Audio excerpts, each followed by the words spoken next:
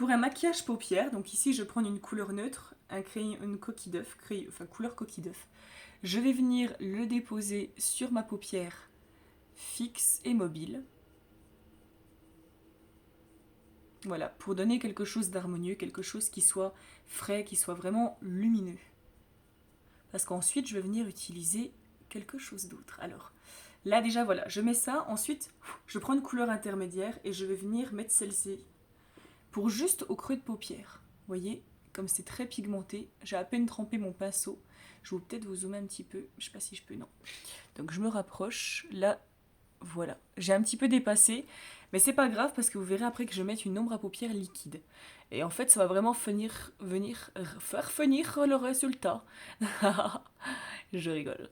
Ça va faire vraiment, du coup, un résultat qui soit net, qui soit vraiment un bon rendu. Vous voyez que là, par exemple, pour une paupière tombante, c'est parfait de faire ça parce que vous remontez légèrement sur l'os de la paupière fixe.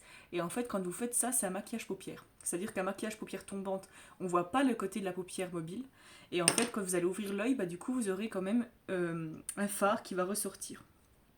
Alors, je vais du coup mettre mon ombre à paupières liquide du coup en coin externe, donc juste ici, parce que c'est une couleur qui est plutôt foncée. Vous voyez que je viens pas du tout tricher en fait, hein. Je viens juste rajouter une petite couleur un peu prune, qui sont dans les mêmes coloris finalement que ma palette 9. Et ça c'est chouette, parce que d'avoir des couleurs qui sont harmonieuses entre elles, c'est vraiment quelque chose de très sympa. Ensuite, je viens avec mon pinceau fluffy, je viens juste, vous voyez, faire juste le tiers de ma paupière, alors je sais pas trop comment vous expliquer ça. Et là, hop, je viens juste, vous voyez, fondre la matière de mon ombre à paupières liquide.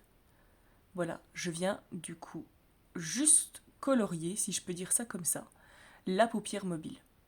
Ensuite, je viens de l'autre côté, je fais exactement la même chose. Je tapote légèrement avec mon pinceau et ensuite je viens faire des va-et-vient pour flouter la matière et faire un joli dégradé. Voilà, donc là vous avez déjà une belle couleur les filles. Ensuite, ce que j'ai à rajouter, c'est dans ma palette. Donc je reprends mon petit pinceau plat, donc le pinceau luxe. Et là, je viens mettre un petit côté irisé et je vais venir prendre cette couleur-là. Et là, je vais la mettre juste en coin interne. Et regardez-moi ce côté irisé, ce côté un petit peu pailleté. Ça vient vraiment tout donner, je trouve, au maquillage aussi. Donc là, j'hésite pas, même je peux la mélanger avec l'autre couleur, il n'y a pas de souci. Parce que du coup, les couleurs, elles se fondent entre elles, hein. C'est très important de toujours flouter.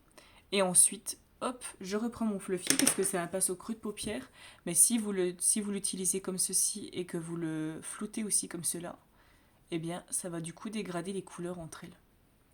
Et là, pof, pof, pof.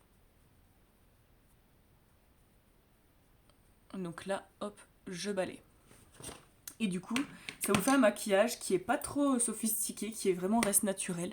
Et regardez-moi cette couleur. Donc c'est une couleur décisive, l'ombre à paupières, qui est plutôt prune, plutôt violine, plutôt violacée. Et ça fait tout. Ensuite, je prends mon petit mascara waterproof.